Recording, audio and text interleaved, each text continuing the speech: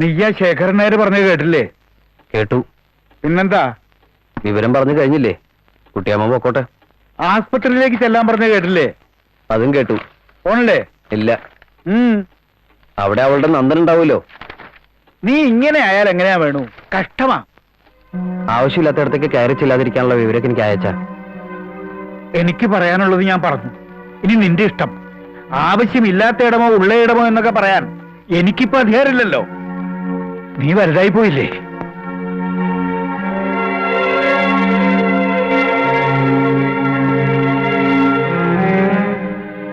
അമ്മ ആശുപത്രിയിലാണെന്ന് കേട്ടിട്ടും എന്താ പോവാഞ്ഞേ? ആശുപത്രിയിലാവാൻ കാരണം ഞാനല്ല. ചിലപ്പോ ആണെങ്കിലോ? ഉപദേശിക്കാനുള്ള യോഗ്യതയോ അർഹതയൊന്നും എനിക്കില്ല. ഒരു കാര്യം പറയണം തോന്നുന്നു. ഭാര്യമാര് തെറ്റ് ചെയ്യുമ്പോ ഗുണദോഷിക്കാം, ശിക്ഷിക്കുകയും ചെയ്യാം. പക്ഷേ ഉത്തരവാദിത്തത്തിൽ നിന്നും മാറരുത്. ആ കുട്ടി ഒരു തെറ്റും ചെയ്തിട്ടില്ല. അത് നിനക്കെങ്ങനെ അറിയാം? അറിയില്ല. അതന്നെ ഞാൻ ആദ്യം പറഞ്ഞത്. അറിവില്ലാത്തോളാ ഞാനെന്ന്. എന്നാലും ഒരു പരിചയക്കാരി മാത്രമാണെന്ന് വെച്ചാലും ആശുപത്രി കിടക്കണമെന്ന് കേട്ട ഒന്ന് പോയി കാണില്ലേ? വെറുതെ എങ്കിലും. നോക്കാൻ അവിടെ ആളുകളുണ്ട് ഇഷ്ടം പോലെ. അവരൊന്നും ഈ ആളാവില്ലല്ലോ. ഈ ആൾക്ക് ഈ ആള് തന്നെ വേണ്ടേ?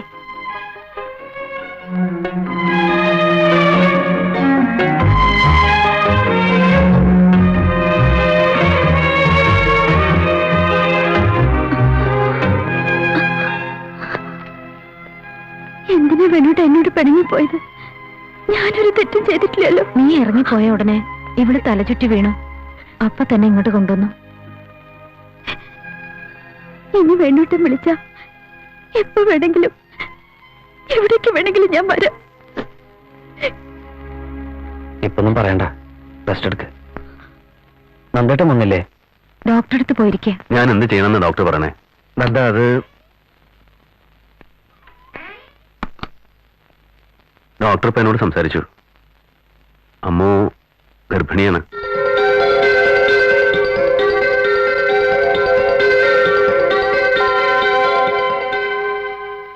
പക്ഷേ ഇപ്പോഴത്തെ അവസ്ഥയിൽ ഞാൻ ഈ പ്രഗ്നൻസി അഡ്വൈസ് ചെയ്യില്ല. ഫിസിക്കലി വീക്കാണ് ആ കുട്ടി. പിന്നെ മെഡിക്കേഷൻ MTP ആണ് ഞാൻ റെക്കമെൻഡ് ചെയ്യുക. You mean abortion? യെസ്. അമ്മുന്റെ ആരോഗ്യത്തിനത് പ്രശ്നമാവുമെങ്കിൽ അതാ നല്ലതെന്ന് എനിക്ക് തോന്നുന്നേ. നീ എന്ത് പറയുന്നു?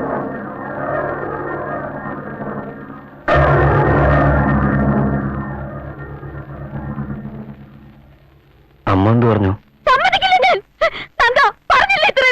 ഡോക്ടർ അങ്ങനെ പറഞ്ഞിട്ടല്ലേ മോളെ? ഡോക്ടറല്ല, ആരും പറഞ്ഞില്ല, സമ്മതിക്കില്ല. അറിയില്ല 4 പെണ്ണ് 3 ആണ് ഉണ്ടാവുന്ന കഴിഞ്ഞത്തെ കാര്യം പറഞ്ഞത്. ഡോക്ടർ പറയുമ്പോ എന്താ അമ്മ ചെയ്യാ? ഡോക്ടർ പറഞ്ഞിട്ടല്ല, എനിക്കറിയാം. നിങ്ങൾക്ക് കുട്ടികളുണ്ടാകാൻ അസൂയ.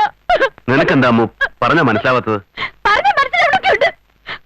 വേണ്ടൂട്ട, സമ്മതിക്കരുത്. നമ്മുടെ കുഞ്ഞിനെ കൊല്ലാൻ സമ്മതിക്കരുത്. സമ്മതിക്കാൻ വേണ്ടൂട്ട. അമ്മൂന് സമ്മതമല്ലെങ്കിൽ അങ്ങനെയെന്ന് വെച്ചാ എന്താ വേണു നീ വിവരക്കേട് പറയണേ? അവളുടെ ഹെൽത്തിന്റെ കാര്യല്ലേ? നിനക്ക് കുഴപ്പമൊന്നുണ്ടാവുന്ന വെച്ചിട്ടല്ല അമ്മു. എന്റെ കുഞ്ഞിനെ കൊന്നാലോ? എനിക്കെന്തായാലും പറ്റ. എന്റെ കുഞ്ഞിനെ കൊല്ലരുത്.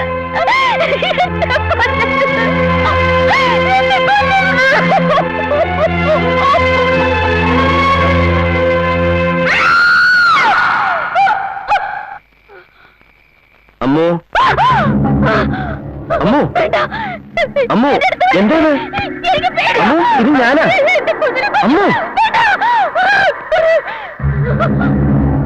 എന്താ അമ്മു? എന്താ വേണു? അമ്മു, അമ്മു, അമ്മു, ഞാനാ നന്ദന. ഞങ്ങളൊന്നും ചെയ്യില്ല നിന്നെ. അമ്മു,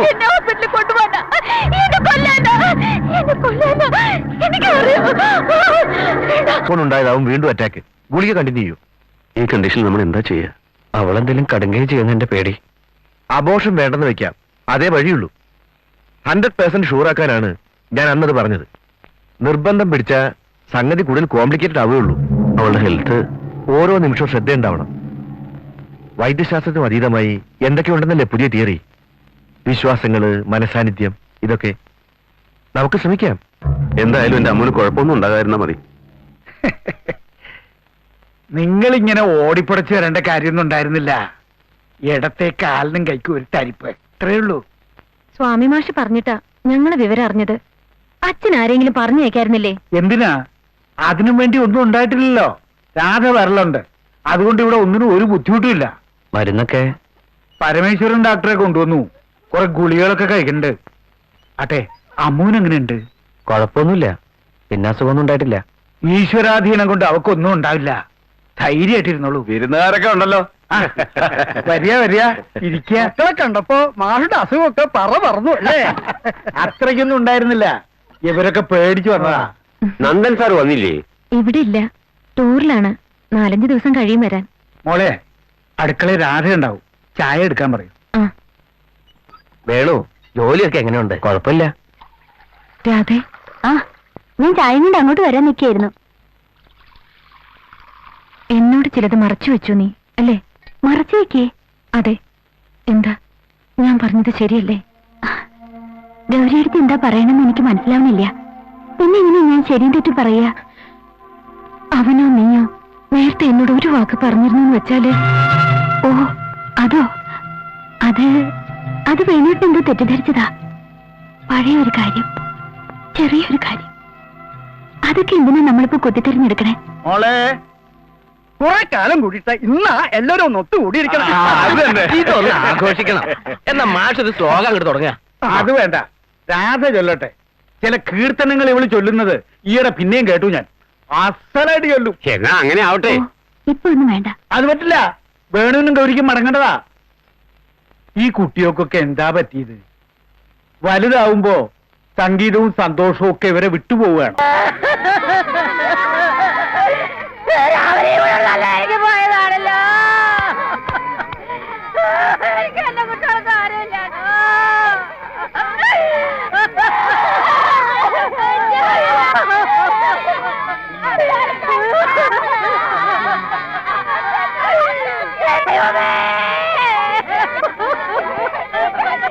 ഭഗവതി വിളിച്ച പോലെയാ.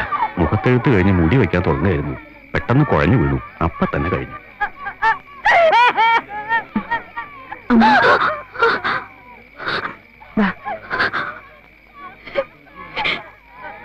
ബാക്കി കാര്യങ്ങൾക്കുള്ള ഏർപ്പെടുന്ന ചെയ്തോളൂ. ചിരിക്കൊന്നും വേണ്ട. അമ്മക്കുട്ടിയുടെ ഭർത്താവിനെയും ഞാൻ കൊണ്ടുപോകും.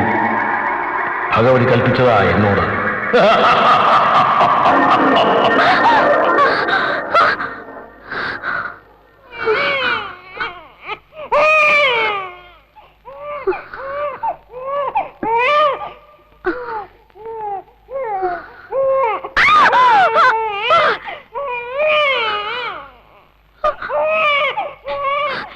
പെണ്ണോട്ടിന് ഇവിടെ വല്യമ്മേ കാപ്പി കുടിക്കണു, വീട്ടിലേക്ക് പോണെന്ന് പറഞ്ഞ് നിൽക്കുക.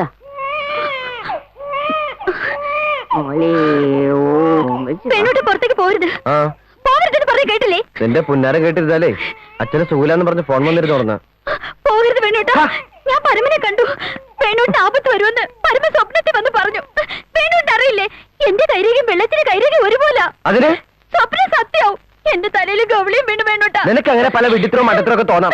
സയൻസ് ആകാശം കിടന്ന് അപ്പുറത്തേക്കാ. അതിന്റെ ഇടയിൽ അവളുടെ രേഖാശാസ്ത്രവും ഗൗളിശാസ്ത്രവും. ഇന്ന് പോകരുത് വേണോട്ടാ, ഞാൻ നീ ഒരു മാറിക്കും. എനിക്ക് കയ്യിന്ന് വിടുന്നു.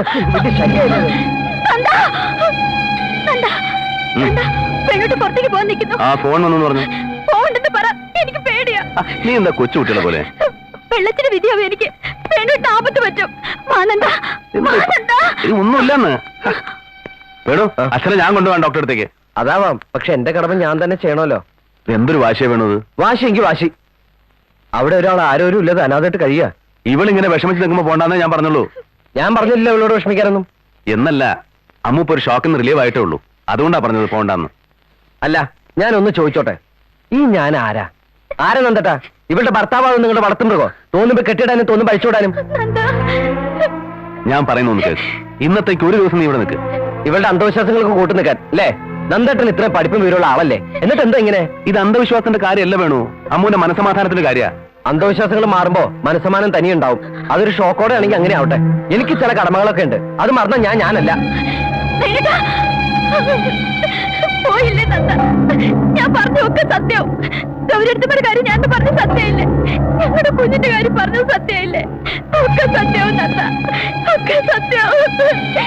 എനിക്ക് പേടിയാവുന്നു. രാധ വെറുതെ പരിഭ്രമിച്ച് വിളിച്ചതാ. രാവിലെ എണീറ്റപ്പോ ഒരു നേരിയ തലച്ചുറ്റൽ.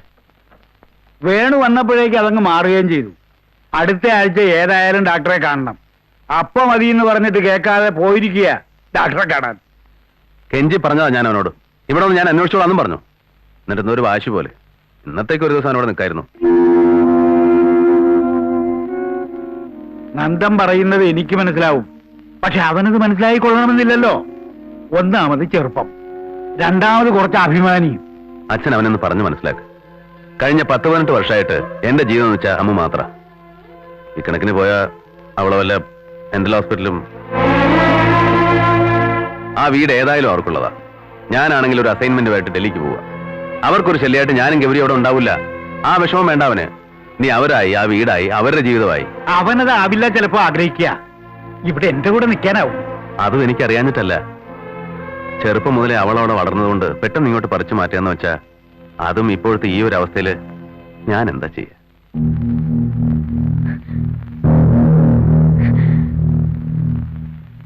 ഒരു വഴിയേ ഉള്ളൂ. ഞാൻ അവിടെ വന്ന് താമസിക്കാൻ കുറച്ചു ദിവസം. എന്നെ ഒറ്റയ്ക്കാക്കി എന്നുള്ള വിഷമം അവനുണ്ടാവില്ല.